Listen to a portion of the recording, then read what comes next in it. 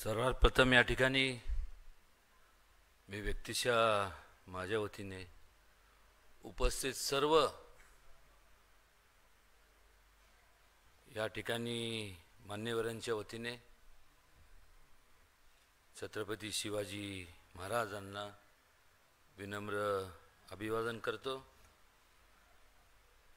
आज या इनोव्हेशन किंवा इनोव्हेटिव्ह प्रोग्रामसाठी आपण सर्वजण आवर्जून या ठिकाणी उपस्थित राहिला। खरं तर आमचा एक मानस होता की हा प्रोग्राम कुठल्या हॉलमध्ये न घेता संध्याकाळच्या वेळेस एक मोठ्या गांधी मैदान असेल किंवा अशा मोठ्या ओपन स्पेसमध्ये घेण्यात यावा, जेणेकरून अनेक लोक त्याच्यात सहभागी होऊ शकले असते। पण मात्र या कोरोना महामारीमुळे शासनाचे बरेच संपूर्ण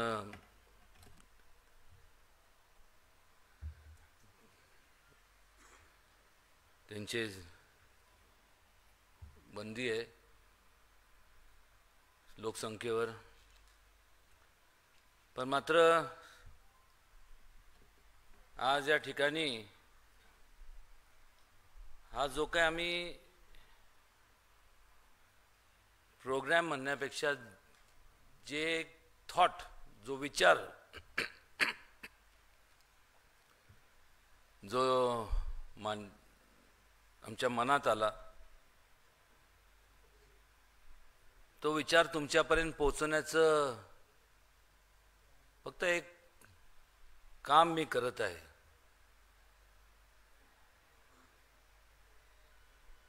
आणि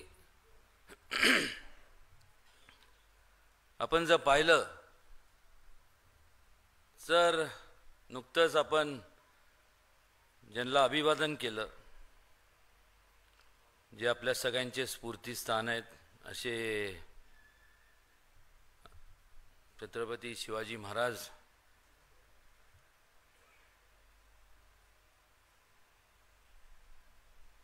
यांनी त्या काळात सुद्धा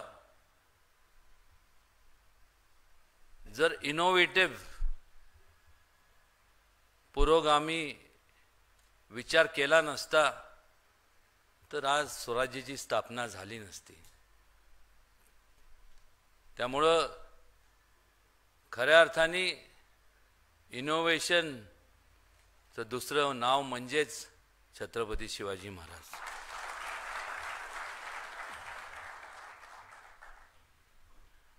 एक 25-30 वर्षापूर्वी, 40 वर्षापूर्वी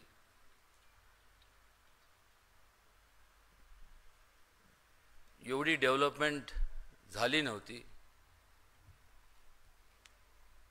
डेव्हलपमेंट सुरू झाली ज्याला जे कॅपिटल सिटीज आहेत शहरांमध्ये, ज्यांना आज ज्यांच्याकडे आपण पाहतो एक काय कॉस्मोपॉलिटन सिटी म्हणा किंवा मेट्रो म्हणा, हा तो काळ होता ज्यावेळेस मोठ्या प्रमाणावर नेटवर्क निर्माण झालं नव्हतं। तो काळ होता ज्यावेळेस ही हायटेक हायफाय जे आपल्याला इन्फॉर्मेशन टेक्नॉलॉजी ज्याला आपण म्हणतो त्यावेळेस नव्हती। तो काळ होता ज्यावेळेस कुठलाही उद्योग चालू करण्याकरता किंवा कुठलाही व्यवसाय करता लागणारी जी वीज आहे तेवढी वीज निर्मिती नव्हती, तेवढं ग्रिडचं नेटवर्क नव्हतं। तो काळ होता। या ठिकाणी अनेक वक्त्यांनी त्यांचे वेगवेगळ्या विषयांवर मत व्यक्त केलं. मला माहीत आहे की अनेक असे भरपूर असंख्य असे लोक आहेत की ज्यांना बोलायचं आहे आणि त्यामुळं प्रत्येकाला संधी आपण या ठिकाणी देऊ शकणार नाही आणि त्याचमुळं आम्ही ही वेबसाईट निर्माण केलेली आहे. आपण एक सगळ्यांनी विचार करणं गरजेचं आहे की आपल्याला जर पुढे जायचं असेल कुठल्याही क्षेत्रामध्ये, आपल्याला आपल्या भागाची जर एक्सपॅन्शन करायचं असेल तर आपल्याला कुठल्याही परिस्थितीत एक गोष्ट एक पथ्य पाळलं पाहिजे, ते म्हणजे कुठल्याही प्रकारे कम्युनिकेशन गॅप राहता कामा नये आणि त्याकरता ही वेबसाईट आपण निर्माण केली. आपले ज्या म्हणून मनात कल्पना असतील, संकल्पना असतील, विचार असतील, ते आवर्जून आपण त्या वेबसाईटवर टाकत जावा. ह्या वेबसाईटच्या माध्यमातून त्याचं कंपायलेशन करून पुन्हा आपण असे जे इनोव्हेटिव्ह, हा फर्स्ट अँड लास्ट नाही आहे, आपल्याला असे अनेकदा हे तर स्टार्टअप ज्याला म्हणतो किंवा आता सुरुवात आपण कुठून तरी केली पाहिजे म्हणून आपण हा प्रोग्रामचं नियोजन केलेलं आहे. वरच्यावर वेबसाईटच्या माध्यमातून आपण टचमध्ये राहूया, संपर्कात राहूया. त्या ठिकाणी आपण एक ऑफिसचं सुद्धा नियोजन करणार आहोत. ह्या सगळं करत असताना ह्याच्या मागचं मूळ मगाशी अनेकांनी जे बोलून दाखवलं, ब्रेन ड्रेन, हे ब्रेन ड्रेन त्या काळात का होत होतं? कारण की मगाशी मी उल्लेख केल्याप्रमाणे त्यावेळेस तेवढ्या सुविधा, फॅसिलिटीज नव्हत्या आणि एक सरळ एक हे होतं, म्हणजे डिवायडेशन म्हणण्यापेक्षा एक तो शहरी भाग, हा ग्रामीण भाग. पण मात्र आपल्याला माहीत आहे की आपण ज्या वेळेस विचार करतो त्यावेळेस आपण जर शांतपणे विचार जर केला तरच आपण कुठेतरी एक चांगला विचार आपल्या मनात येतो. म्हणजे शांत होण्याकरता आपण डोक्यावर काय ठेवतो? बर्फ, आईस. आय म्हणजे इन्फॉर्मेशन, सी म्हणजे कम्युनिकेशन आणि ई म्हणजे एंटरटेनमेंट.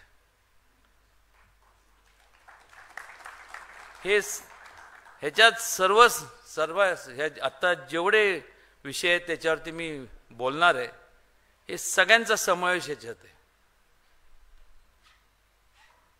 हा प्रोग्राम घेण्याचं मूळ कारण म्हणजे जे त्या काळात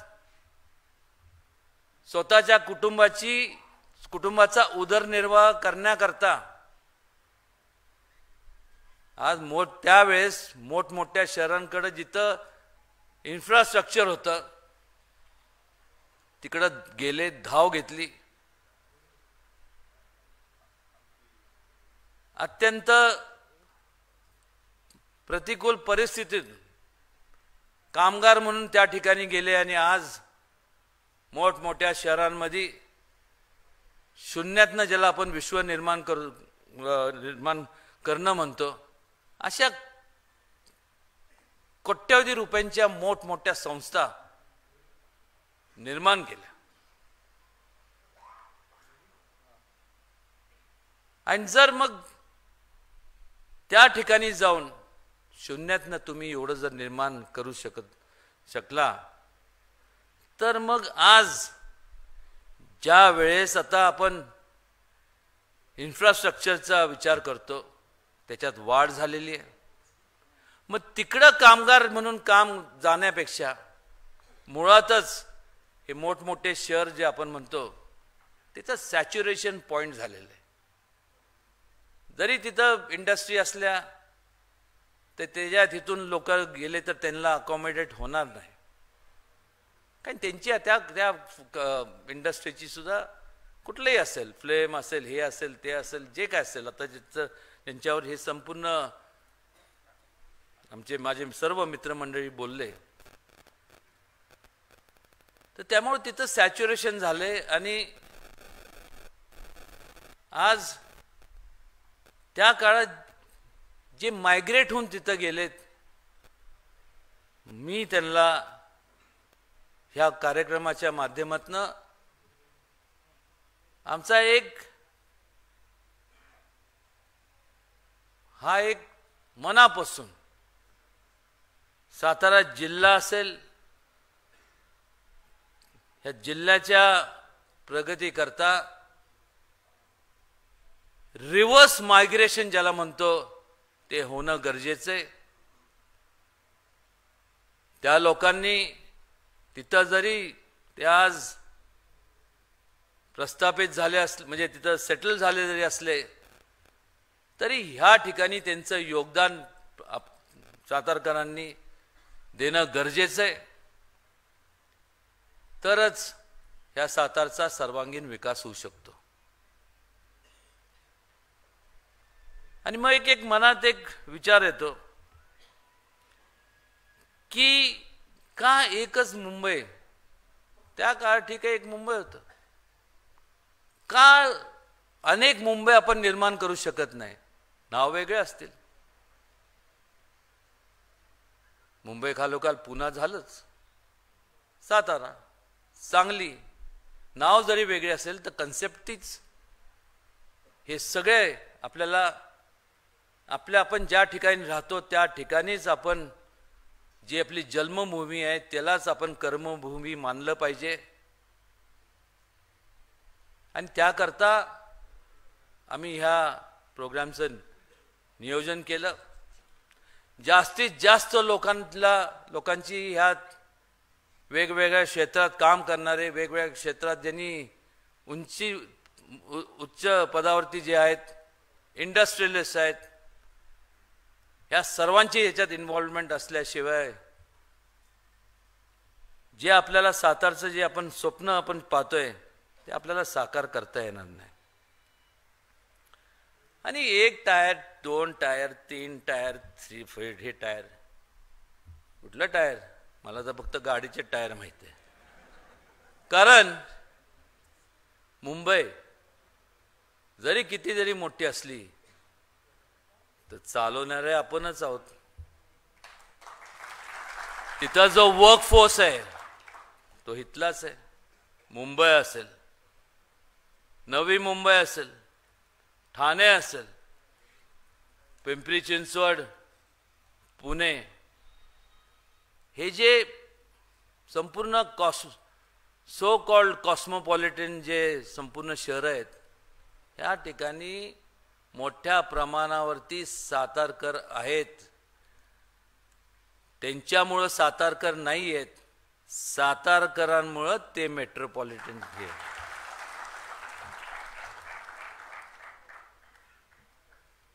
निश्चितपणे त्यावेळेस जे लोक गेले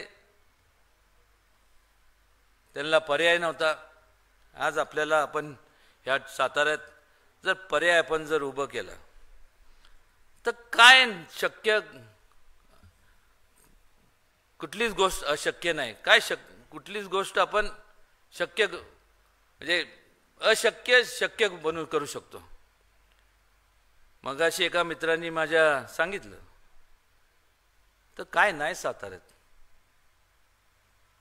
ह्या सातारा म्हणजे याचं नाव कसं पडलं? 7 जे माउंटन, सह्याद्रीचे माउंटन रेंजेस आहे, ह्या परिसरातल्या असल्यामुळं ह्या संपूर्ण जिल्ह्याचं नाव सातारा झालं. पाचगणी का? कारण की 5 प्लॅटोज आहे म्हणून पाचगणी. ह्या साताऱ्यात एकमेव असा जिल्हा आहे जिथं 11 धरणं आहेत. सर्वात मोठा आपल्याकडं ज्या ह्या महाराष्ट्राला वीज पुरवतो असा कोयनेसारखा हायड्रो इलेक्ट्रिक प्रोजेक्ट आपल्याकडे आहे. 2000 मेगावॉटची वीज निर्मिती होती. संपूर्ण महाराष्ट्रातलं एकमेव हिल स्टेशन जे केवळ ह्या देशाच्या नाही तर वर्ल्ड मॅपवरती असणारं एकमेव हिल स्टेशन आहे महाराष्ट्रातलं, ते म्हणजे महाबळेश्वर, पाचगणी, कास हा संपूर्ण परिसर.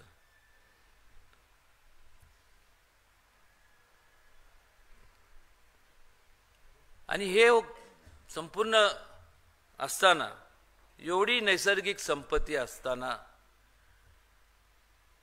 सगळ्यात मोठी बायोडायव्हर्सिटी असणारा आपला हा सातारा जिल्हा आहे. मग ज्या ज्या कुठली इंडस्ट्री असेल त्याला लागणारं जे काय आहे ते आपल्या सातारा जिल्ह्यात उपलब्ध असताना आणि आपण सर्वांनी एकत्रितपणे हातात हात घालून तर सगळ्यांनी जर जोर लावला तर काहीच अशक्य नाही. किंबहुना आपल्या सगळ्यांकडे वेळ आहे. ह्या वेळेचा चांगल्या प्रकारे ह्या डेव्हलपमेंटच्या ॲक्टिव्हिटीज करता आपण त्याचा उपयोग करूया. आपल्याकडं सह्याद्री व्याघ्र प्रकल्प आहे, टायगर सँच्युरी आहे, त्याचबरोबर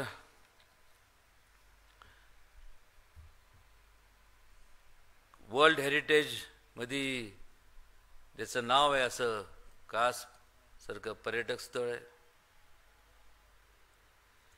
मी एक एक करून आता मगाशी अनेक वक्त्यांनी ज्यांनी मत मांडले त्याच्यावर थोडक्यात बोलणार आहे.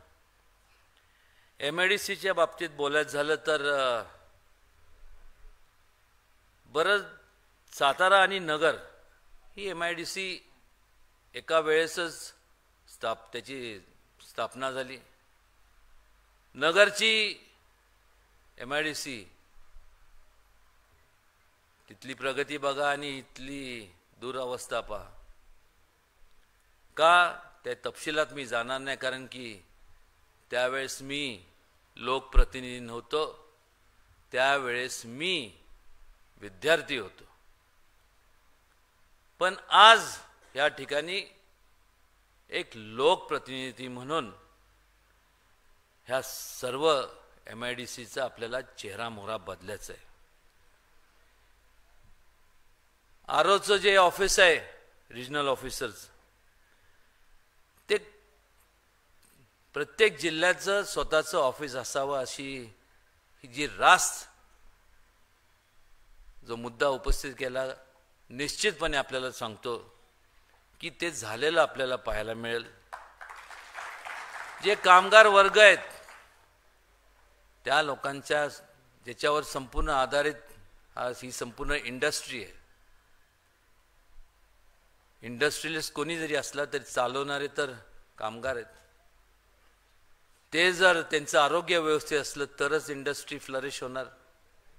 आणि त्यामुळं जे हॉस्पिटलचं एम्प्लॉईजचं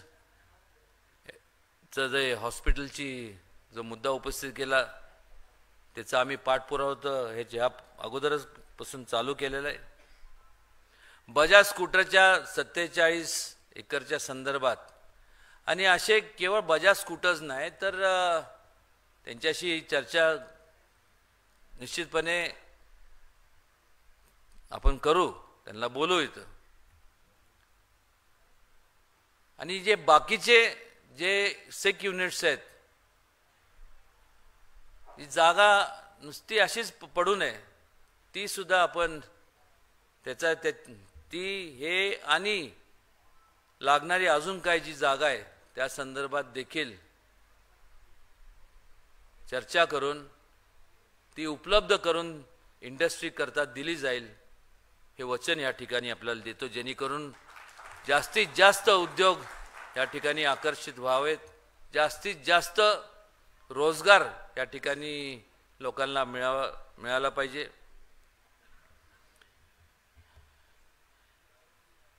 MSEBच्या जो रेटच्या बाबतीत जे आहे ते शासनाचा जरी निर्णय असला तरी तो त्यात शेवटी धरण आपल्या जिल्ह्यात आहे का नाही.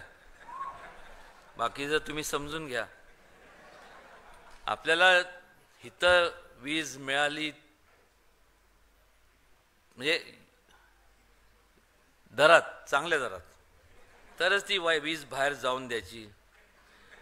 असा चेहऱ्यावरनं तर असं वाटतं की सगळ्यांचं तोच पवित्र असणार आहे. आणि सगळ्यात भारतातला नाही तर एशिया खंडातला सगळ्यात विंड इलेक्ट्रिसिटी जनरेशन जो फार्म आहे तो आपल्याच ह्या जिल्ह्यात आहे. त्या ज्या कंपनीज आहेत त्यांच्याशी बोलून सुद्धा त्यांची एक संयुक्त मीटिंग ह्या ठिकाणी आपण बोलून जास्तीत जास्त कमी दरात कशी वीज आपल्याला उपलब्ध करून देता येईल त्या संदर्भात सुद्धा लवकरच मीटिंग बोलवणार आहे. IT सेक्टरच्या बाबतीत आणि अनेक बाकीच्या बाबतीत ब्रेन ड्रेन हे प्रत्येकाच्या म्हणजे अनेक वर्षापासून मी कॉलेजला असल्यापासून प्रत्येकजण ब्रेन ड्रेन ठीक आहे. त्यावेळेस ब्रेन ड्रेन समजू शकलो असतो कारण की बाकी ठिकाणी तेवढ्या फॅसिलिटीज नव्हत्या, तेवढ्या सुविधा नव्हत्या. आणि निश्चितपणे एखादा ज्यांनी उच्च शिक्षण प्राप्त त्या काळात त्यांनी ज्याचं झालं असं त्यांनी प्राप्त केलं होतं त्याला बाकी या ग्रामीण भागात तिथं स्कोप नव्हता. त्याची जी काय विद्वत्ताला स्कोप इथं नसल्यामुळं मनापासून नाही पण नाईलाज म्हणून त्याला दुसरीकडं दुसऱ्या शहरात म्हणा किंवा परदेशात जावं लागलं. कुठल्याही व्यक्तीला असं वाटत नाही की आपलं जिथं आपण जन्माला आलो, जिथं आपल्या भावना असतात, जिथं मित्रमंडळी असतात, त्यांना सोडून वेगळ्या ठिकाणी दुसऱ्या ठिकाणी स्थायिक होणं कोणाला वाटेल. एक हॉलिडे म्हणून, सुट्टी म्हणून त्या ठिकाणी जाणं वेगळी गोष्ट आहे. पण मात्र ती सुद्धा लोक या ठिकाणी त्यांना ते निश्चितपणे हे सगळं इन्फ्रास्ट्रक्चर आपण क्रिएट करणारच. IT सेंटरच्या बाबतीत, IT पार्कच्या बाबतीत चर्चा झाली, उल्लेख झाला. रोड रेल आपल्याकडे एअरस्ट्रीप आहे, त्याचं रूपांतर एअरपोर्टमध्ये का होऊ नये यासाठी चर्चा अनेक वेळा झाल्या. पण तिथल्या लोकांना सुद्धा मला आवर्जून सांगावंसं वाटतं की जोपर्यंत इन्फ्रास्ट्रक्चर डेव्हलप आपण करत नाही तोपर्यंत कुठल्याच शहराची डेव्हलपमेंट ही होऊ शकत नाही. कारण की तुमचं जर प्रोडक्शन वाढलं तर तिथं रॉ मटेरियल आणण्याचं आणि तुमचे फिनिश प्रोडक्ट्स बाकी परत मार्केटमध्ये पाठवण्याचं हे कसं पाठवणार. त्यामुळे इन्फ्रास्ट्रक्चर हे आपलं नशीब आपण समजलं पाहिजे की आपण दिल्ली, मुंबई, पुणे, सातारा, कोल्हापूर, बँगलोर ह्या इंडस्ट्रियल कॉरिडॉरमध्ये आपण आहोत, ज्याला आपण गोल्डन क्वाड्रँगल म्हणतो. आपण त्या क्वाड्रँगलमध्ये आहोत. आपलं नशीब आहे. त्यामुळं पुण्यात आता जागा शिल्लक राहिली नाही. तिथं इन्फ्रास्ट्रक्चर होतं, जागा संपली, इंडस्ट्रीज आल्या, जागा शिल्लक नाही. आता ओघ संपूर्ण जो आहे तो आता साताऱ्याच्या दिशेने, केसुर्डी असेल, तुमचं शिरवळ, मग खंडाळा, तो सगळा परिसर ओघानी मग सातारा. पण मात्र पुन्हा एकदा मला सांगावंसं वाटतं की ह्या दोन्ही MIDC ज्या सातारा आणि नगर ज्या स्थापन झाल्या एका वर्षात, सातारच्या MIDCला त्यावेळेस खऱ्या अर्थाने त्या वेळेस ज्या लोकांनी जे लोकप्रतिनिधी होते या जिल्ह्यातले, त्यांनी जर योगदान दिलं असतं तर सातारची MIDC ही ट्रबल्ड MIDC म्हणून आणि ह्याचं ओळख झाली नसती. मोठमोठे कारखाने या ठिकाणी, तुमचं L&T सारखा कारखाना सिन्नरच्या माळावर गेला, डॉक्टर बेग, इंडियन सीमलेस स्टील पाईप्स, ही ह्या दोन्ही फॅक्टऱ्या जेजुरीच्या माळावर गेल्या. अशा अनेक फॅक्टऱ्या, त्या तपशिलात मी जाणार नाही, कोणी काय केलं कोणी नाही केलं. मी आज या ठिकाणी बोलतोय की मी तुम्हाला साक्षीला ठेवून, तुम्हाला सर्वांना बरोबर घेऊन, मी नाही आपण काय करायचंय हे आज आपण ठरवायला या ठिकाणी जमलेलो आहोत. कारण की मला एक माहित आहे, ते करूया, करायला पाहिजे, झालं पाहिजे, होईल. काय झालं पाहिजे, करायला पाहिजे. करणार कोण? करणारे दुसऱ्यावरती अवलंबून राहत नसतात. करणारे म्हणजे आपणच आहोत आणि आपण करायचं. Where there's a will, there's a no way, no entry. Where there's a will, there's a way. तुम्ही बघाव, सातारा एवढं हॅपनिंग करून टाकतो ना, बॉम्बे पुन्हा इकडे दिसते, हे बसलेत ना सगळे, they'll see what is Satara. I'll show them. फक्त तुमची साथ पाहिजे. Film industry, brand, don't worry about brand, brand तर ऑलरेडी इज देयर.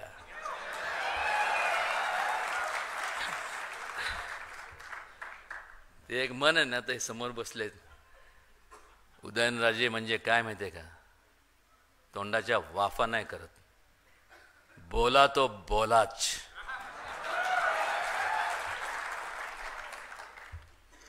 आणि त्यामुळं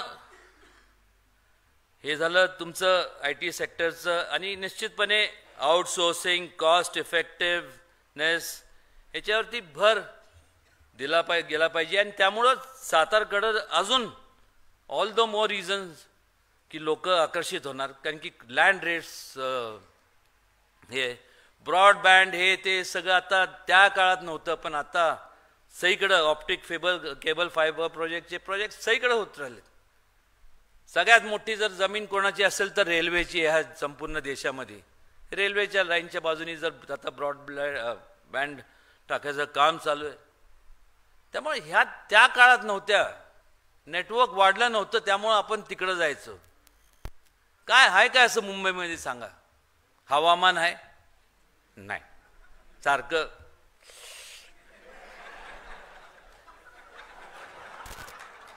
काय पोल्युशन,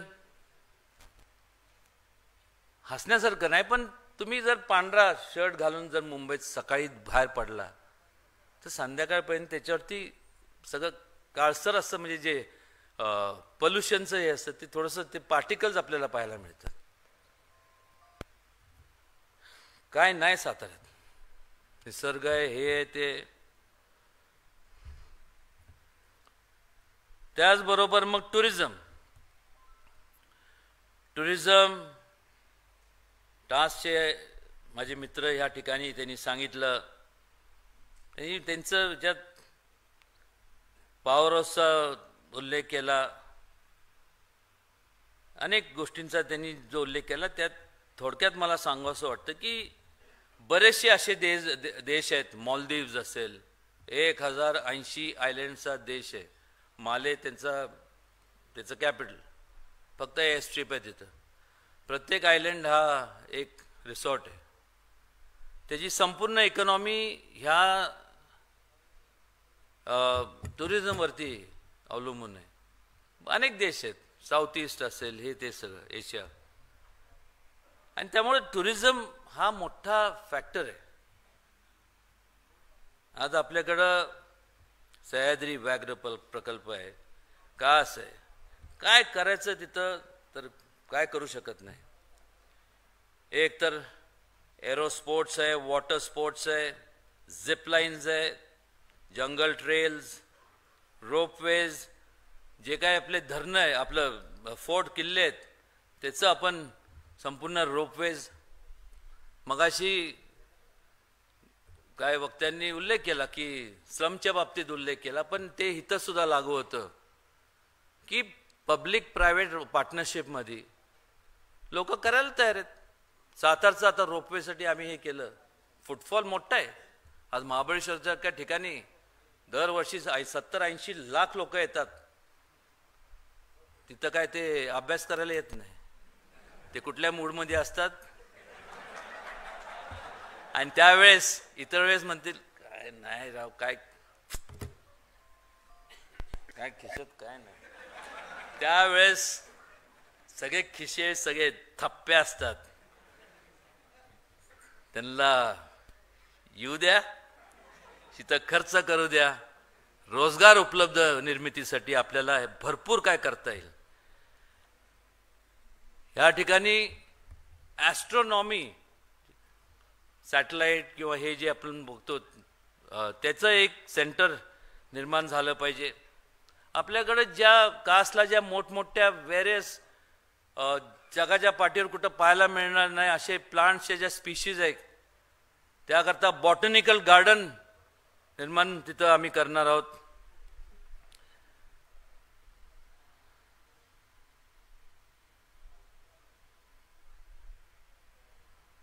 आणि ट्रेनिंग सेंटर गाईड करता निश्चितपणे झालं पाहिजे. त्याचा प्रस्ताव आपण हे बघा, एकटं उदयनराजे काय करू शकणार नाही. तुम्ही फक्त प्रस्ताव तयार करा. ते नाही झालं तर मग तुम्ही मला जाब विचारू शकता. आणि एखादा प्रस्ताव मी घेऊन गेलो तर प्रेमापोटी लवकर लगेच तो प्रस्ताव मंजूर होतो.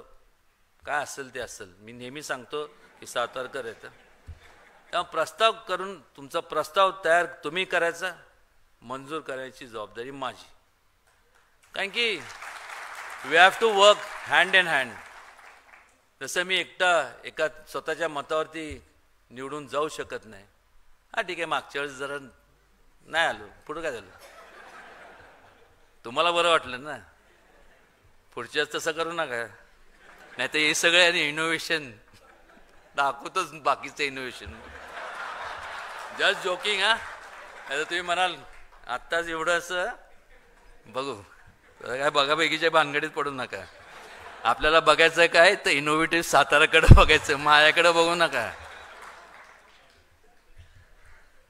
आणि मग पॉवर हाऊस आता अनेक वर्षापासून लोकांचं म्हणणं होतं की हे तिथं आपण जे धरण बांधलंय, टुरिझमचा जो विषय, तिथं आपण व्ह्यूइंग गॅलरीचं सुद्धा आपण ते प्रपोज केलेलं आहे.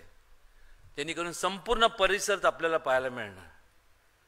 तिथून बोटिंग, जे आता मगाशी जे जे म्हणून तुम्ही तुमच्या मनातल्या संकल्पना आयडियाज आहेत, आज जरी तुम्ही इथं ठराविक जरी वक्ते जरी ह्या ठिकाणी व्यासपीठावर आले तरी आपण ह्या वेबसाईटच्या माध्यमातून तुमचे असंख्य जे आम्हाला आमच्या हिशोबाने, माझ्या हिशोबाने आणि सातारच्या हिशोबाने खास करून जे लाख मोलाच्या तुमच्या ज्या सूचना आहेत ते आम्हाला हव्यात. आणि त्या पॉवर हाऊस तिथं सुद्धा उल्लेख केला, टुरिझम स्पॉट. पण त्यातनं जी वीज निर्मिती होणार आहे आम्ही करायचा जो आमचा मानस आहे ते संपूर्ण सातारा शहरातले जे स्ट्रीट लाईट्स आहेत त्याकरता आम्ही ऑलरेडी तसं प्रपोजलमध्ये आहे. ते ट्रान्सपोर्टेशनचा जो मुद्दा आहे तो रेल्वे स्टेशनपासून शहरापर्यंत अत्यंत रास्त आहे. आणि मुळात काय झालं की अनेक वर्ष म्हणजे आता कित्येक वर्ष ह्या सातारा शहरात एक सिंगल लाईन होती. मी डबलिंगचं प्रपोजल मंजूर केलं, डबलिंगचं काम चालू आहे, जेणेकरून ट्रेन्सची फ्रिक्वेन्सीत आता वाढ होणार आहे. त्यात आम्ही इलेक्ट्रिक ह्याच्यावरती चालणारे ट्रेन्सचं सुद्धा दिलं आहे. सातारा ही मराठ्यांची राजधानी होती आणि त्याकरता आपण एक ऐतिहासिक एक लुक त्या रेल्वे स्टेशनला देण्याकरता तसं प्रपोजल दिलंय, त्याला सुद्धा मान्यता मिळाली आणि त्याचं डिझायनिंगचं काम चालू आहे. ॲग्रो टुरिझम आहे, स्पिरिच्युअल टुरिझम आहे, मगाशी ज्याचा उल्लेख झाला. हरिद्वार, ऋषिकेश, त्र्यंबकेश्वर तिथं जर होऊ शकतं तर का आपल्याकडं नाही? केलं पाहिजे. एक मायासारखे सोडून द्या, पण तुमच्यासारखे असंख्य स्पिरिच्युअल लोक आहेत ना, मग तुमच्याकरता तरी केलं पाहिजे. देवपूजेला सारखं आपलं देवपूजा करा, पण महत्वाचं आहे, कारण ती आपली संस्कृती आहे. त्याचा विसर पडला तर तुमची आमची ओळख तरी काय? पार्किंगच्या बाबतीत तर संपूर्ण आपल्याला माहिती आहे की ज्या वेळेस सातारा शहर जे मूळ शहर आहे हे त्याची स्थापना जवळपास 250-300 वर्षापूर्वी झाली आणि त्यावेळेसची परिस्थिती, त्यावेळेस हे पाहता, त्यावेळेसची लोकसंख्या, त्यावेळेसची संपूर्ण हे पाहता त्यावेळेसचे आखलेले रस्ते होते. पण आपल्याला खात्री देतो की जे काय हद्दवाढीतला जो भाग येणार आहे तिथं एक चांगलं प्लॅन्ड रोड्स असणार आहे. त्यात मग अर्बन पॉलिसीचा तिथं हे आलं, त्यानंतर township policy, TDR, development of open spaces, त्यानंतर तुमचं फायर ऑफिसचं आलं. आणि खरं आहे ते फायर ऑफिस कुठंतरी मुंबई एका ठिकाणी तिथं जाऊन तिथलं परमिशन एकतर लवकर मिळत नाही. स्लम डेव्हलपमेंट हे तर आम्ही अगोदरच चालू केलं आहे, कारण की माझं एक मनापासून मला असं वाटतं की कोणी असू दे, जो या देशात जन्माला आलाय त्याला चांगल्या 2 टाईम जेवण मिळालंच पाहिजे, कपडे उपलब्ध झाले पाहिजे आणि मेडिकल एड बरोबरच त्याला स्वतःचं घर असलंच पाहिजे. आणि स्लम डेव्हलपमेंट हे मागच आम्ही चालू केलं होतं. बऱ्याचशा बिल्डिंग झाल्या आहेत, आता सेकंड फेजमध्ये आता आकाशवाणी परिसरात आता स्लम डेव्हलपमेंटचं काम, बिल्डिंगचं काम चालू आहे. SRA सारख्या ज्या स्कीम्स असतात स्लम डेव्हलपमेंटच्या त्याच्याबद्दल आर्किटेक्ट्स आणि बिल्डर असोसिएशनचे जे लोक आहेत, आपण कधी सांगा, आपण ठरवा, मीटिंग घेऊया, संबंधित कोण तुम्हाला अधिकारी पाहिजे, त्यांची कधी कुठं मीटिंग लावायची आपण सांगा, त्या मीटिंगचं नियोजन केलं जाईल. पण हे करत असताना मग तुमचं सगळं असू दे, मग अगदी तुमचं MIDC, IT, टुरिझम, जे काय सगळे हे असतील, या सगळ्या ह्याच्यात तुमची इन्व्हॉल्वमेंट असली तरच हे सगळं शक्य आहे. नाहीतर एकटं तुम्ही आणि एकटं मी काय तसं करू शकत नाही, तसं कोणीच एकटं, म्हणजे हा संयुक्तिक असा आपला रेटा असला तरच हे शक्य आहे. आणि मला खात्री आहे आपण सर्वांनी जे या ठिकाणी जी उपस्थिती दाखवली आहे आणि जे आज फेसबुकच्या माध्यमातून जे अप्रत्यक्षात आपल्याबरोबर किंवा जे आहेत वेबसाईटच्या, तर ते सुद्धा त्यांची सुद्धा इच्छा आहे. प्रत्येकाला वाटतं की मला बिल्डर लोकांना मी एवढंच सांगेन की जे लोक नोकरीच्या शोधात विस्थापित तिकडं तरी गेले असले, तिथं मोठमोठ्या शहरांमध्ये जरी स्थायिक झाले असले, ते प्रत्येकाला वाटतं की आपल्या गावी तो ओढा असतो, यात्रा असते किंवा हे असतं, ते सर्वजण येतात. आणि त्यामुळं प्रत्येकाला वाटतं की आपलं जिल्ह्याच्या प्रमुख ठिकाणी आपलं तिथं एक वास्तू असावी. त्यामुळं आपल्याला तसं बिल्डर्सला तशी तो अनटॅप्ड एरिया तुम्ही लोकांनी टॅप केला पाहिजे. त्यांना बोलू तसे त्याचे पुन्हा, पिंपरी चिंचवड, मुंबई, नवी मुंबई, ठाणे या परिसरात आपण सांगा, तिथं असे सगळे तिथले रहिवासींचे मेळावे असतात, त्यांना मेळावे लावायला सांगू. तुम्ही तुमचे जे काय तुमचे प्रपोजल असतील तिथं तुम्ही त्यांची त्यांना त्यांच्या पुढं मांडणं. निश्चितपणे ते तुम्हाला गिरायक म्हणजे कस्टमर तुम्हाला कमी म्हणजे तुम्हाला कस्टमर कसे त्यांना घरं द्यायचे हा तुमच्यासमोर प्रश्न निर्माण होईल. त्याचबरोबर डॅम जसं म्हैसूर गार्डन आहे तसं चांगली संकल्पना आहे, का नाही, झालंच पाहिजे. फॉरेस्ट डिपार्टमेंटच्या बाबतीत बोलण्यात आलं की तिथं जे ते कर घेतात त्याच्या माध्यमातून जे काय फॅसिलिटीज आहेत त्यांनी पुरवल्या पाहिजे. त्याबद्दल मी DFOशी माझं बोलणं चालू आहे. किंवा 23-24 तारखेला आदित्य ठाकरे जे यांच्याकडे हे कसं कॅबिनेट खातं आहे ह्या टुरिझम आणि MTDC त्यांची आमची ह्या विकेंडला ते येणार आहेत आणि जे काय टुरिझममधले जे लोक आहेत त्यांना आम्ही निश्चितपणे निमंत्रित करणार आहोत. कालच त्यांना तसं सूचना दिल्या आहेत. स्पोर्ट्सच्या बाबतीत नवीन स्टेडियम, नवीन जो भाग आहे त्या ठिकाणी नवीन स्टेडियम, स्पेशल स्टेडियम क्रिकेट करता आणि इनडोअर आउटडोअर स्पोर्ट्स करता अत्याधुनिक स्विमिंग पूल असणारं त्या ठिकाणी आम्ही स्टेडियम निर्माण करणार आहोत. कारण की हद्दवाढीचा जो भाग आहे त्याच्याकरता स्पेशल फंड्सचं शासनाकडनं ॲलोकेशन होतं, ते आम्ही वाटेल त्या परिस्थिती आणून त्या ठिकाणी आपल्याला झालेलं पाहायला मिळेल. पण सध्याचं म्हणजे मागंसुद्धा मी बोलून दाखवलं होतं, मी खंत व्यक्त केली होती की आत्ता जे शाहू स्टेडियम आहे ते खरं अर्थाने चुकीच्या पद्धतीने बांधण्यात आलं, त्याचं व्यापारीकरण झालं. आज सुद्धा म्हणजे का कुणास ठाऊक लोकांना का वाटतं की एखादा मुद्दा उदयनराजेंनी उपस्थित केला की ते विरोधात बोलतात आहे.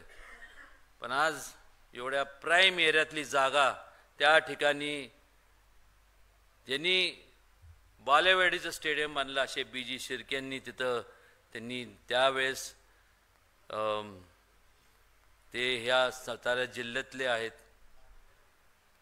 पसरणीचे,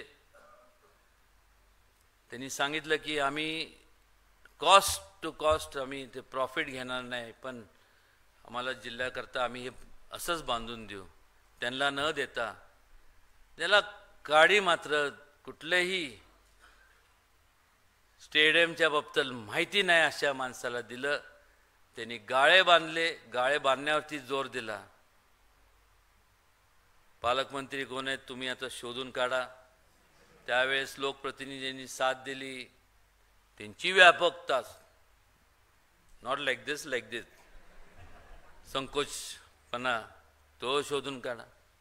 आणि विरोधासाठी हे करून ऐन मोक्यावरची जागा जिथं आपण रणजी ट्रॉफीचे मॅचेस, जेव्हा स्टेडियम नव्हतं तेव्हा रणजी ट्रॉफीचे मॅचेस घेतले जात होते.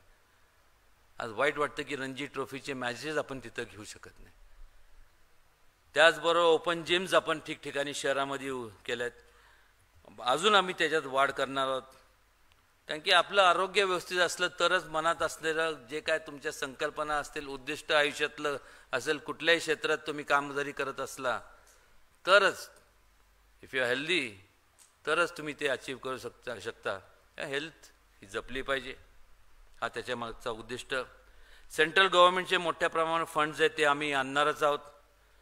ॲडिशनल MIDCमध्ये देखील आम्ही स्पोर्ट्स कॉम्प्लेक्सचा विचार केलेला आहे. त्या ठिकाणी आपल्याला माहीत आहे की हेल्थ मॅरेथॉन ही कन्सेप्ट आम्ही निर्माण केली काय आम्ही सगळे मित्रमंडळींनी, आणि आज त्या हेल्थ मॅरेथॉनचं गिनीज बुक ऑफ वर्ल्डमध्ये त्याची नोंद झाली. म्हणजे आपल्याकडं काय नाही इथं, फक्त चांगल्या प्रकारे त्यांना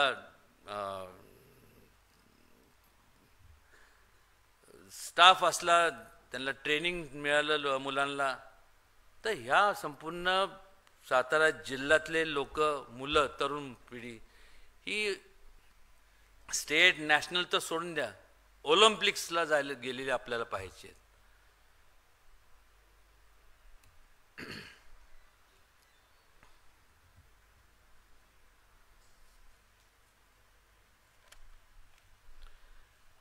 सिटी ब्रँडिंगच्या बाबतीत उल्लेख केला गेला. स्मार्ट सिटीचं प्रपोजल तर आम्ही ऑलरेडी दिलं आहे शासनाकडं. पार्किंगचं साठी तिथं याला काय म्हणतो आपण, मल्टी लेवल पार्किंग हे विचाराधीन आहे. जे जुना दवाखाना आहे किंवा ज्या काय आता जिथं करता येईल अशा संपूर्ण जागांचं आयडेंटिफाय आम्ही करणार आहोत. मगाशी माझे मित्र भट्टडांनी सांगितलं, त्यांच्याकडनं ती यादी घेतो किंवा संबंधित खात्याच्या लोकांना त्याच्या सूचना दिल्या जातील.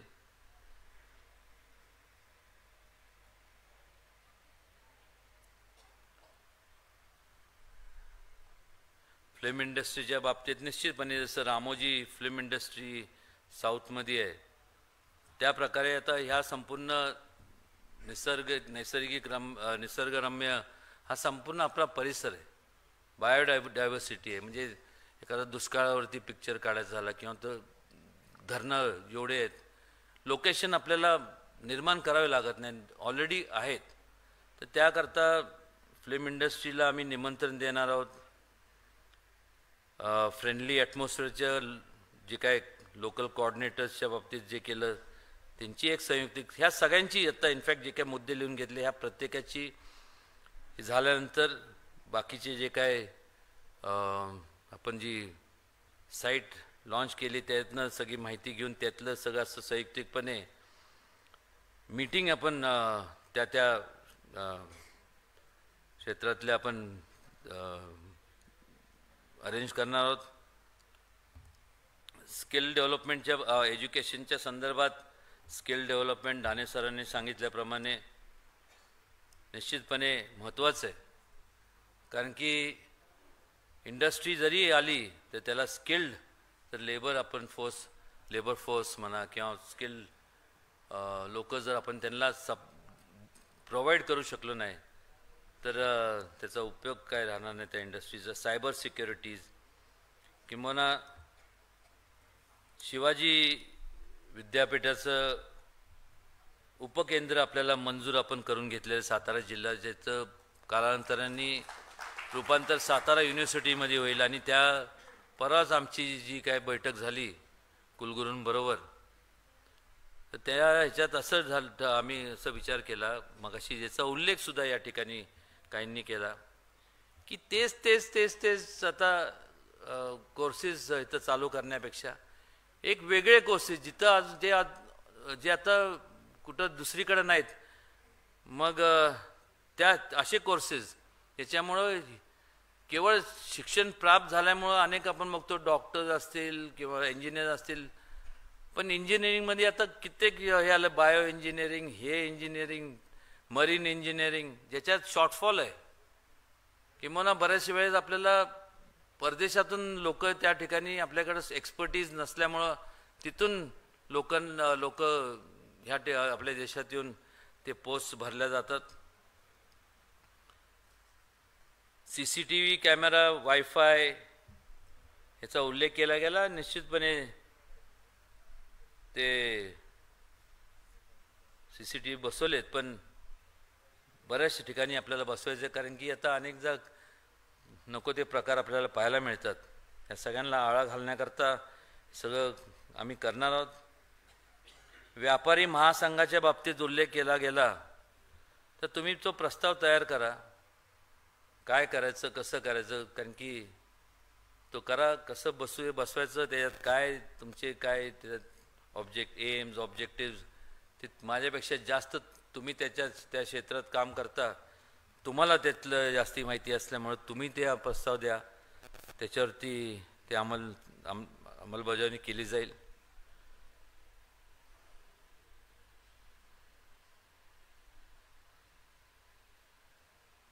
आणि मेडिकल कॉलेज आता अनेक खरं तर ह्याची आतापर्यंत 3री-4थी बॅच बाहेर पडायला पाहिजे होती. कारण की ह्याच्यासाठी खूप प्रयत्न मी केले, पण परत मग श्रेयवाद ह्याच्यात मला काय ते त्या तपशिलात जायचं नाही.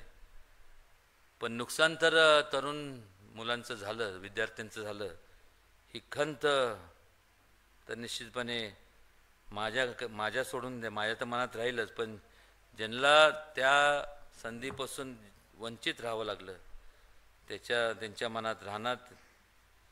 आणि असे अनेक असंख्य जे काय आता आपण विषयांवरती आपण जे चर्चा केली, मला खात्री आहे की चर्चा जेव्हा आपण करतो त्याला एक मूर्त स्वरूप आपण दिलं गेलं पाहिजे.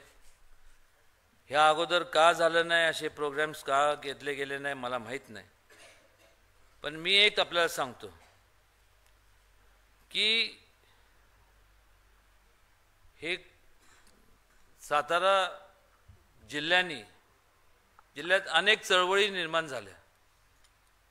स्वातंत्र्याची असेल, स्त्रियांच्या शिक्षणाची असेल, आमच्या राजवाड्यात थोरले प्रतापसिंह महाराजांनी चालू केली. पत्री सरकार असेल, सत्यशोधक चळवळ असेल, ह्या सांस्कृतिक चळवळ असेल, ह्या जिल्ह्यांनी संपूर्ण महाराष्ट्र नाही तर देशाला एक दिशा देण्याचं काम केलं. आणि मग असं असताना, एवढं ऐतिहासिक वारसा लाभलेला असताना असा हा जिल्हा, या जिल्ह्याचं वैशिष्ट्य काय माहिती आहे का? काय असेल सांगा? ज्याला माहीत नाही तो आळशी. मला माहिती आहे, म्हणजे मीच आळशी नाही, तुम्ही सगळे आळशी आहात. कोणाला पण विचार, किती जरी अडचणी नसल्या ना, काय कसं चाललंय, निवांत, फार इथपर्यंत आलेलं असतं, बँकेची जप्ती आलेली असते, काय हाय निवांत निवांत असलं पाहिजे. पण अशा रूपाने नाही जेव्हा बँकेची सुरी गळते. निवांत कसं असलं पाहिजे, जेव्हा एक प्रगत सातारा, एक कॉस्मोपॉलिटन प्लेस जेव्हा आपण निर्माण करू, त्यावेळेस संध्याकाळी एंटरटेनमेंट असली पाहिजे आणि मन निवांत राहिलं पाहिजे. त्याला निवांतपणा म्हणतात. हे काय निवांतपणा, त्याचं निवांत असं पाहिजे, असंच काय निवांत. मग कुठं माहिती आहे ना, सगळ्यांचे कोडवर्ड ठरलेले असतात. जसं या वेबसाईटचं कोड आहे ना, सगळ्यांचे काय, मग मुलींचे, मुलांचे, मग ह्यांचे, त्यांचे, त्या ग्रुपचे. असं इथं एक जण नाही, मी सांगतो अपवाद इथंच नाही, कुठंच नाही. सकाळी उठलं ना, आंघोळ केल्यानंतर सगळं तयार झालं, आणि खरं खोटं बोलायचं नाही सांगतो. बघा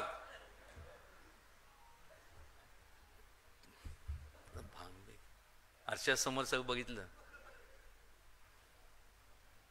कामाला किती पण महत्वाचं काम असू दे, करोडो रुपयाचं असू दे, तो आर्टिस्ट असू दे, नाहीतर यांच्यासारखा फिल्म इंडस्ट्री, लेटेस्ट शूटिंग असू दे, कोण पण असू दे, पहिलं मित्रांनो फोन,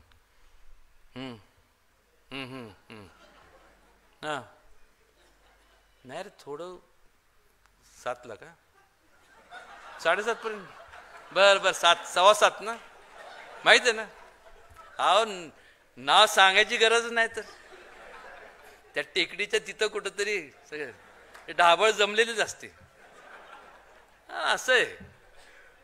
आणि why not, one short life, live it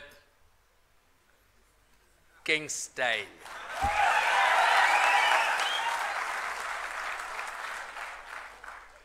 कधी रिग्रेट्स नसावेत. मग आता म्हणजे मग अजून एक 20-25, तुम्हाला अजून 30-35, 40, मला अजून 50 वर्षानंतर, म्हणजे मला तेवढा वाव आहे म्हणून सांगतोय. म्हणजे तुम्ही म्हणजे I have got that much youth आहे, कम ऑन.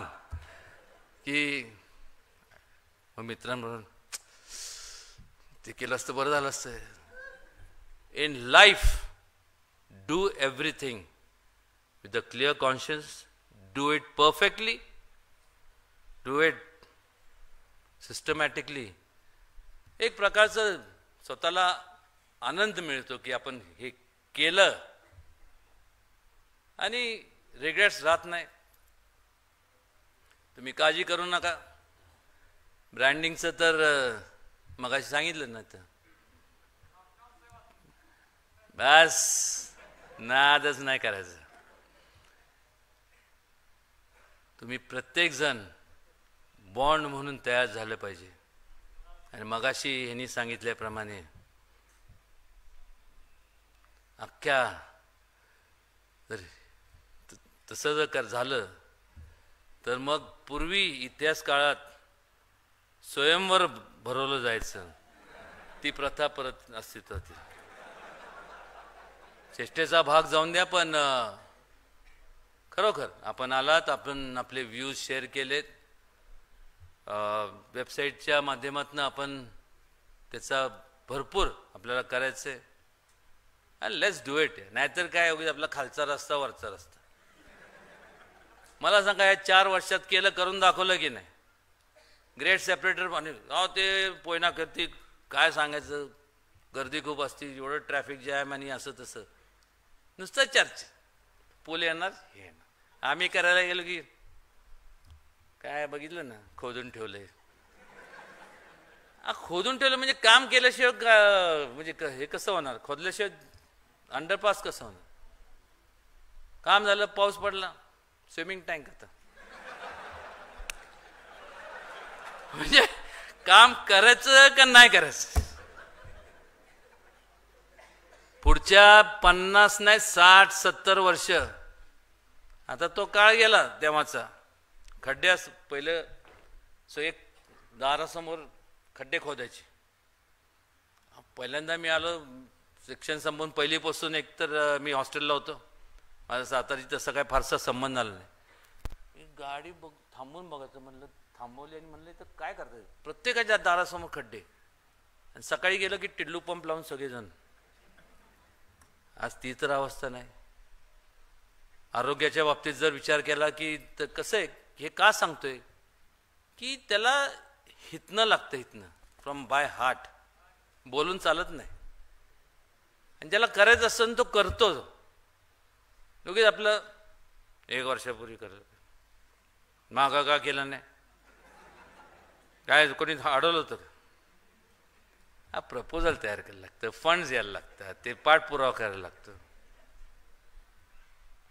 उद्या म्हणणार 9 महिने का लागले? अरे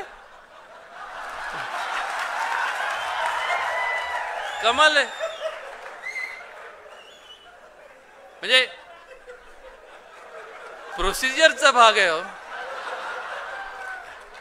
हे मी काय तेव नाहीये. तरी देखील लाईनला विचारतो, बघतो आता काय म्हणतात, त्यांचं काय वेगळे साक्षात्कार होते का. पण these are everything has a project. कुठलाही प्रोजेक्ट हाती घेतला तर त्याला आपण टाईम बाउंडपणे त्याच्याकडे पाहिलं तरच तो कंप्लीट होतो. कारण की टाईम बाउंडपणे करू असं होत नाही. From today onwards the time starts after we leave this hall.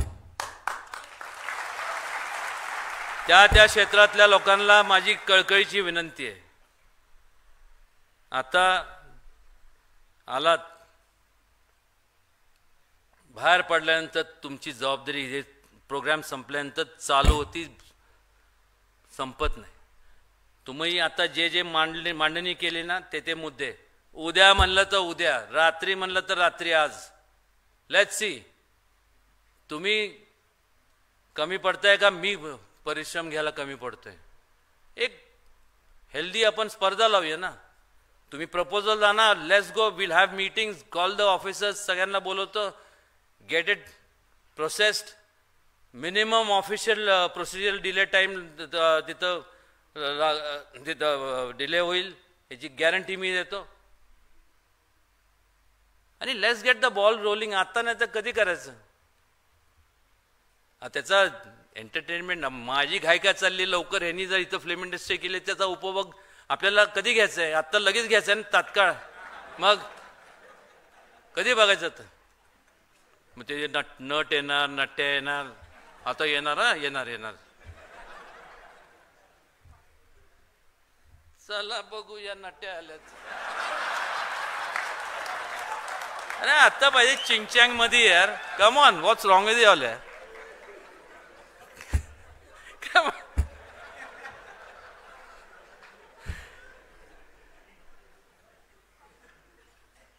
बोलताना बरं वाटतं, पण एक तर सत्य आहे, टाइम आणि tide doesn't wait for anyone. वेळ आणि लाटा कोणासाठी थांबत नाही. लवकरात लवकर जास्तीत जास्त वेगाने जाऊ पुढं. फार मोठं झालेलं हा सातारा मला बघायचं आहे. फार ह्या सातारच्या प्रत्येक तरुण हा त्या उंचीवर गेल्यावर मला बघायचं आहे. हा माझा पण स्वार्थ आहे ना. तुम्ही गेला म्हणजे मला काम करावं लागणार नाही. हां, काय गाडी घेतली का बघू, झालं सगळं चकटफूमध्ये होणार. हा माझा पण काय स्वार्थ आहे का नाही. पण really life is too short आहे. Before you can say Jack Robinson it's over.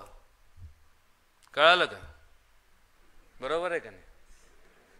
Half चड्डी कधी गेली, शाळा संपली, कळालं?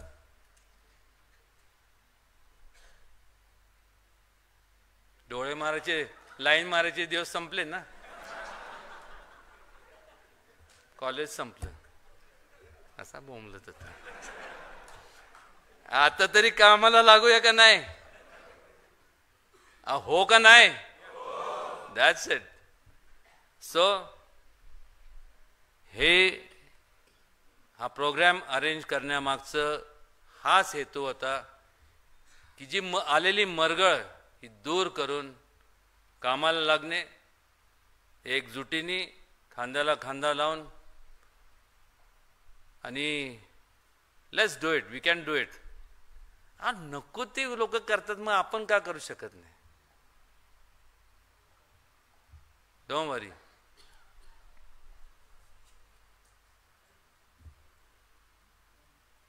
बरेच दिवस झालं डायलॉग मारला नाही.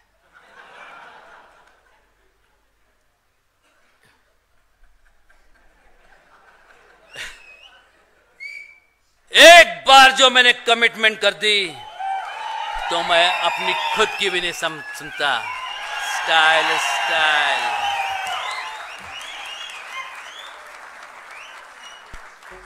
धन्यवाद महाराज साहेब.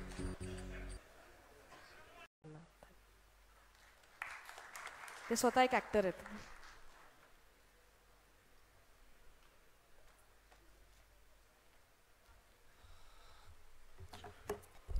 नमस्कार. सर्वप्रथम छत्रपती घराण्याला मानवंदना. व्यासपीठावरील मान्यवर आणि महाराज साहेब यांना अभिवादन, आणि तमाम सातारकरांना ही शुभेच्छा की दसऱ्यानंतर सीमोल्लंघन करतात, आणि महाराजांनी खऱ्या अर्थाने विचारांचं आणि साताऱ्यासाठी सीमोल्लंघन केलेलं आहे. पण जरा बोलताना एकतर आधीच राजू मुळे सरांनी सांगितलं की बोलणाऱ्या माणसाला आधीच सांगितलं की कमी बोला आणि मोजकच बोला, तर अवघड होऊन बसलंय. माझा जन्म गुरुवारातला आहे, साताऱ्यातलाच, त्यामुळे सातारा माझ्या रक्तात अतिशय भिनलेला आहे. आणि आत्ता जे आपण सगळं बोलतो आहोत ते फक्त NH4च्या आजूबाजूलाच बोलतो आहोत, त्याच्या अवतीभोवतीच बोलतोय. त्याच्या पलीकडेही सातारा आहे. तापोळ्यापासून ते दहिवडीपर्यंत आणि खंडाळ्यापासून ते पाटणपर्यंत सातारा आहे. आणि म्हणून माझ्या एंटरटेनमेंटला सुरुवात करण्याआधी काही ट्रॅव्हल क्षेत्रातले किंवा इतर काही गोष्टींमधले काही मुद्दे जे मला वाटले, जे आले नाहीत कुणाच्या बोलण्यात, की सातारा म्हणजे फक्त कास पठार नव्हे, सातारा म्हणजे मायनीचं अभयारण्य जे सगळ्यांचं दुर्लक्षित आहे. त्याच्यानंतर कोयना अभयारण्य जे दुर्लक्षित आहे. आत्ता आपल्याला पर्यटन अशा ठिकाणी करावं लागेल की आपल्याकडे साताऱ्यात कास पठारला आलेला माणूस मायनीला पण गेला पाहिजे आणि तिथलंही अर्थकारण वाढलं पाहिजे. तोच फलटणलाही गेला पाहिजे, तिथलंही अर्थकारण वाढलं पाहिजे. कोयना अभयारण्य किंवा आपल्याकडे जर समजा मायनीचं अभयारण्य असेल तर सातारा जिल्ह्यामध्ये एकही प्राणी संग्रहालय नाहीये. अशा पद्धतीचं प्राणी संग्रहालय जर झालं तर नक्कीच नवा आपल्याकडे येणारा जो प्रवासी आहे, पर्यटक आहे, तोही आपल्याला मिळेल. मी येणार आहे ते आता मूळ मुद्द्याकडे, ते म्हणजे एंटरटेनमेंटकडे. बरेच वर्ष आपला सातारा हा आपण टीव्हीत बघत आलेलो आहे. मदर इंडियाचा जो सिक्वेन्स आहे, जिथे संजय दत्त यांचे आई वडील ज्यांची लव्ह स्टोरी खुलली, ते भुईंज या भागामध्ये आपल्या इथल्या शूटिंग झालं होतं. त्याचं सरगम सिनेमाचं शूटिंग वाईमध्ये झालं होतं. त्याच्या अनेक दबंग असेल, प्रकाश झा यांचा सिनेमा असेल, रोहित शेट्टी यांचे सिनेमे असतील, त्याच्यानंतर मराठीमधले अनेक सिनेमे असतील. अण्णा देशपांड्यांनी मोठी चळवळ जी उभी केली साताऱ्यामध्ये, तर साताऱ्याला एकेकाळी सॉलिवूड म्हणलं जायचं आणि आता तो सॉलिवूड हरवलाय. अचानकपणे या साताऱ्यामध्ये येणारे जे चित्रपट निर्मिती करणाऱ्या संस्था होत्या या अचानकपणे गेल्या काही वर्षांमध्ये थांबल्यात आणि याचा शोध आपल्याला घ्यावा लागेल. तो का लागीर झालं जी ही मालिका सैनिकांवर आम्ही निर्मिती केली त्याची श्वेता शिंदे यांनी आणि मी त्याचं लेखनकाम केलं. त्यावेळेला पहिल्यांदा साताऱ्यामध्ये पूर्ण वेळ चित्रीकरण झालेली मालिका चांदवडी या गावामध्ये वाई तालुक्यात झाली. या मालिकेला बरीच प्रसिद्धी मिळाली आणि त्याच्यानंतर कळलं की अरे मालिका मुंबई पुण्यामध्ये नाही, पुण्यामध्ये पण मालिका होत नाहीत, मुंबईमध्ये आणि कोल्हापूरमध्ये व्हायच्या, तर अशा मालिका आता साताऱ्यामध्ये पण होऊ शकतात. आणि मग त्याच्यानंतर देव माणूस, काळूबाई सिरियल, आता मुलगी झाली हो जी चालू आहे ती मालिका, त्याच्यानंतर घेतला वासा टाकू नको आणि त्याच्यानंतर आत्ता जी माझी निर्मिती असलेली मन झालं बाजिंद ही मालिका आपल्या या भागामध्ये चालू आहे. अनेक सिनेमेही या भागामध्ये होतात, पण सध्या अडचण जी निर्माण झालेली आहे ती अशी की आपल्याला वेगळं काहीच लोकेशन निर्माण करायची गरज नाहीये. आपल्याकडे निसर्ग इतका समृद्ध आहे की आपल्याकडे सगळ्यात जास्त पाऊस चेरापुंजीपेक्षाही जास्त पाऊस महाबळेश्वरला पडतो. बाहुबलीचा सिक्वेन्स जो फाईटचा सिक्वेन्स आहे तो महाबळेश्वरला क्षेत्र महाबळेश्वरमध्ये शूट झाला हेही आपल्याला माहीत नाही. आणि त्याचबरोबर आपल्याकडे अतिशय दुष्काळग्रस्त भाग आहे, खटाव असेल, दहिवडी असेल, फलटण असेल, इकडचे जे भाग आहेत. सो असं मिनी भारत आपला सातारा जिल्हा ओळखला जातो. त्यामुळे आपल्याला वेगळं काही करायचं नाही, आपल्याला फक्त एकच करायचंय की शूटिंग फ्रेंडली गावं आणि लोकेशन तयार करायचे. महाराज साहेब, आता आपल्या समोर असलेली सगळ्यात मोठी अडचण अशी आहे की जे लोकल शूटिंगचे कोऑर्डिनेटर आहेत त्यांचे दर सगळ्यांचे एक करायला हवेत. जसं मुंबईमध्ये ज्या फिल्म सिटी आहेत त्या चालवल्या जातात, तिथे महाराष्ट्र शासनाने ज्या पद्धतीनं हिंदी चित्रपट किंवा हिंदी मालिकांसाठी एक दर वेगळा ठेवलेला आहे आणि मराठी मालिका आणि मराठी चित्रपटांसाठी एक वेगळा दर ठेवलेला आहे, तशा पद्धतीनं सातारा जिल्ह्यामध्ये सर्व लोकल कोऑर्डिनेटर जे आहेत शूटिंगसाठी जे साहित्य पुरवतात, माणसं पुरवतात, या सगळ्यांना एकत्र आणून एक दर निश्चित करावा लागेल की या लोकेशनला एवढं भाडं द्यायचं. मग ते कोणी का असेना, मग तो रोहित शेट्टी असो नाहीतर मग आमचे महेश देशपांडे असो, त्या हिंदी सिनेमासाठी एवढा दर असला पाहिजे, मराठी सिनेमासाठी एवढा दर असला पाहिजे. आता आमच्या पुढे अडचण अशी आहे की मला करायचंय मुळेंच्या वावरात शूटिंग आणि पंकज चव्हाण म्हणतात माझ्या दारातनं लाईट गेली तर त्याचं मला भाडं द्या. सो जर निर्माता जर असा प्रत्येक ठिकाणी पैसे देत बसला तर आपण शूटिंग आम्हाला अफोर्डेबल होऊच शकत नाही. त्यामुळे शूटिंग फ्रेंडली गावं तयार करणं हे आपल्याला काळाची गरज आहे. दुसरी गोष्ट अशी की आता इथे 3 मालिकांचं चित्रीकरण चालू आहे आणि अजून 2 मालिका नव्यानं सातारा जिल्ह्यामध्ये येणार आहेत. या मालिकांसाठी आपल्याला काही गोष्टी प्रोव्हाइड कराव्या लागतात, जसं की आपल्याला फूड, जसं हॉटेल व्यावसायिकांनी आम्हाला सांगितलं की शूटिंग आलं तर आमच्याकडे व्यवसाय नव्या अर्थानं येऊ शकेल वगैरे. तर बऱ्याच पद्धतीनं व्यवसाय येतो की ट्रान्सपोर्टेशन आहे, त्याच्यासाठी गाड्या आपण लोकल लेवलच्या वापरतो, किंवा जर राहायचा खर्च आहे. तर आता शूटिंग जर मालिकांचं चित्रीकरण होणार असेल तर आपल्याला घरभाडं जे आहे त्या घरभाड्याच्या रूपामध्ये जेवढी अमाऊंट आपल्याला मिळू शकेल अशा पद्धतीच्या जागा आपल्याला अवेलेबल करून द्याव्या लागतील, तर ते शूटिंग आउटडोअरला शूट करणं निर्मात्यांना परवडू शकेल. एका ठिकाणी 55 ते 60 लोकांची व्यवस्थित राहण्याची व्यवस्था होत असेल एखाद्या गावामध्ये तर तिकडे आपण शूटिंग करू शकतो. त्यामुळे तशा पद्धतीचं राहण्याची व्यवस्था आपल्याला निर्माण करावी लागेल. याच सोबत आपल्याला अनेक कलाकार आहेत, म्हणजे साताऱ्यामधून जवळपास लागीर झालं जी या मालिकेपासून पुढे ज्या वेळेला कामं करायला लागले तर नितीश चव्हाण हा साताऱ्याचा पहिला मालिकेत काम करणारा लीड अभिनेता आहे, जो सयाजी शिंदेनंतर पहिल्यांदा रंगभूमीवर चित्रपट क्षेत्रामध्ये एवढ्या मोठ्या स्केलवर दिसला. आणि त्या मालिकेनंतर त्यानं 12 सिनेमे ॲज अ हिरो म्हणून केलेत, जे आता लॉकडाऊन नंतर आता सगळे प्रदर्शित होतील. आत्ता माझ्या सिरियलमध्ये काम करणारी श्वेता खरात ही मूळची सातारचीच आहे. तो सातारच्या कलाकारांना आता पुण्या मुंबईमध्ये जाऊन स्ट्रगल करायला लागत नाही. मला परवा दिवशी जमीर आतर म्हणून आमचे मित्र त्यांनी सांगितलं की जालन्याकडची पोरं म्हणत होती की आता स्ट्रगल करायला आम्हाला सातारा द्यावं की काय असं वाटायला लागले, कारण साताऱ्यात एवढ्या सिरियल्स येत आहेत. सो ही खरंच अभिमानाची गोष्ट आहे की साताऱ्यामध्ये एकेकाळी स्ट्रगल करायला जाताना आम्ही असं म्हणायचो की आता परतीचे दोर कापायचे आणि परत साताऱ्यात जायचंच नाही, जे काय होईल ते माझं मुंबईतच. पण आपण ते परतीचे दोर कापण्यापेक्षा आपण मुंबईमध्ये दोर टाकून मुंबई इथं खेचून आणण्याची ताकद आपल्या तरुणांनी दाखवली पाहिजे आणि तशा पद्धतीने सातारा डेव्हलप केला पाहिजे. मी जी मूळ अडचण सांगितली ती आत्ता सांगितली की लोकल कोऑर्डिनेटर जे आहेत त्यांचे दर एकदा ठरवावे लागतील. त्यानंतर जी अडवणूक केली जाते की शूटिंगसाठी, आता काय झालं आमचं ॲग्रिकल्चरवाले आमच्यावर प्रचंड नाराज असतात की काय खाऊन पिऊन दिवसभर नुसतं बसायचं ज्युनियर आर्टिस्टने, त्याला आम्ही देतो 400 ते 800 रुपये रोज आणि 200 रुपयानं कोणी भांगलेला रानात बाई पण मिळत नाही. तर ते एक सध्या वर्कर्सचा एक तुटवडा आपण ह्या क्षेत्रामध्ये निर्माण झालेला आहे. तर कशा पद्धतीनं आपल्याकडं आर्टिस्ट डेव्हलप होतील हे पाहिलं पाहिजे. प्लस काही अशा विभाग आहेत या चित्रपट क्षेत्रामध्ये की जसं की स्पॉट बॉईज, म्हणजे आर्टिस्टला पाणी नेऊन देणं, टेक्निशियनला पाणी नेऊन देणं, चहा बनवून देणं, ह्यासाठी सुद्धा आपल्याकडे काम असतं. आणि हे काम करायला आपल्याकडचे तरुण लाजतात. म्हणजे ते घरी टाचा घासत बसतील पण इकडे येऊन काम करणार नाही. तर हाही विचार आपल्याला सगळ्या सातारकरांना म्हणजे जिल्ह्यातल्या मुलांना हा सोडून द्यावा लागेल. आणि कॉस्ट्युम डिपार्टमेंट आहे, त्याच्यानंतर अनेक वेगवेगळी डिपार्टमेंट्स आहेत ज्याच्यामध्ये आपल्याला काम करणारी मुलं तयार करावी लागतील. आपल्याकडे महाराज साहेब त्यांच्या ओळखीतून त्यांच्या प्रयत्नातून अनेक शूटिंग्स आणतील, अनेक व्यवसाय आणतील, पण त्या पद्धतीचे स्किलफुल लोक आपल्याकडे आहेत का याचा विचार पहिल्यांदा आपण करायला पाहिजे. आणि ते स्किल डेव्हलपमेंट आपण करायला हवेत असं मला वाटतं. म्हणून मला असं वाटतं की महाराज साहेब तुम्ही आम्हाला जागा द्याल, उत्तम फळ देणारा कलमी रोप द्याल, स्वतः खड्डा काढून त्याच्यात खत घालून ते रोप लावाल, पण त्याची फळं आम्हाला चाखायची तर त्याचं संगोपन करणं ही आमची जबाबदारी आहे. त्यामुळे ही जबाबदारी या कार्यक्रमानंतर आपण स्वीकारली पाहिजे. कारण विचार ते पेरणार आहेत पण ते रुजलेत की नाही, ते पुढं ग्रोथ त्यांची झाली का नाही, हे काम फक्त आणि फक्त आपलं आहे. त्यामुळे तरुण आहेत तर तरुणांच्या विषयी मी सांगेन की फक्त तरुणांची लग्न होताना मुलीनं एकच विचार केला पाहिजे की मला सातारचा पोरगा आला ना डोळे झाकून मी हो म्हणणार. तर अशा पद्धतीचा सातारा आपण डेव्हलप करूया महाराज साहेब. आणि नक्कीच चित्रपट